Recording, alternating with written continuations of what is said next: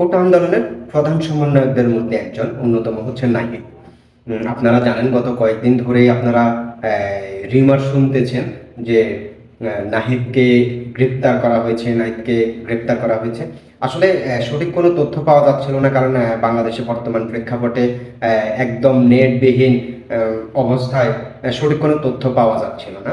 আজ সকালবেলা এক প্রেস কনফারেন্সে নাহিদ তার বিবৃতি প্রদান করে এবং সেখানে সে বিভিন্ন বিষয় তুলে ধরে, তাকে কিভাবে গ্রেপ্তার করা হয়েছিল বা ডিবি পরিচয় তাকে কিভাবে তুলে নেওয়া হয়েছিল এবং তাকে যেভাবে মানসিক টর্চার করা হয়, সে সকল কিছু ওই ভিডিওতে ওই কনফারেন্সে তুলে ধরে।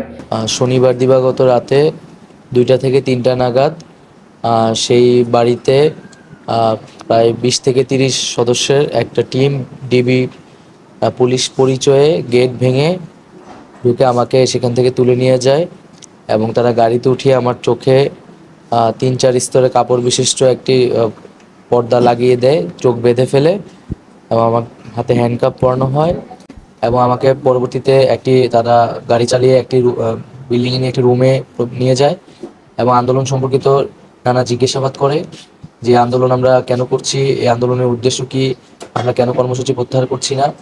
এবং পরবর্তীতে আমার উপর মানসিক এবং শারীরিক নির্যাতন তারা শুরু করে এবং এক পর্যায়ে আমি সেন্সলেস হয়ে যাই এবং এরপরে আমার সেখানে কোনো স্মৃতি নাই। আমি আজ সকালে 4টা থেকে 5টা নাগাদ ভোরে আমি নিজেকে ঢাকার পূর্বাচল এলাকায় নিজেকে খুঁজে পাই, আমার সেন্স আছে সেখানে। পরবর্তী দেখি সেটা জলছিরি পূর্বাচল এলাকা।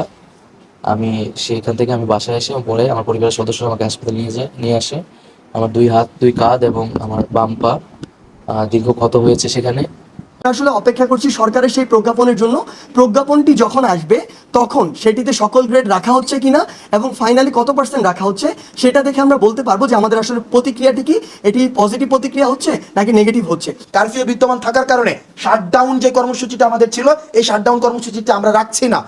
একটা আমার বিষয়, শাটডাউন কর্মসূচি থাকছে না, কিন্তু আমাদের পরবর্তী 48 ঘন্টার আমরা আলটিমেটাম দিচ্ছি। এই 48 ঘন্টা আলটিমেটামের মধ্যে আমাদের যে ডিজিটাল ক্র্যাকডাউনটি যে রয়েছে, ইন্টারনেট সংযোগ বিচ্ছিন্ন করা হয়েছে, আমরা চাই এই 48 ঘন্টার মধ্যে আমাদের ইন্টারনেট সংযোগটি আবার সচল করা হবে এবং এই 48 ঘন্টার মধ্যে আমাদের ক্যাম্পাসে যে আইন শৃঙ্খলা রক্ষাকারী বাহিনীদেরকে সেখানে রাখা হয়েছে তাদেরকে বাদ দিয়ে নিরাপত্তা নিশ্চিত করে আবাসিক হলগুলোকে খুলে দিতে হবে এবং সেইখানে শিক্ষার্থীদের আসার ব্যবস্থা করে দিতে হবে।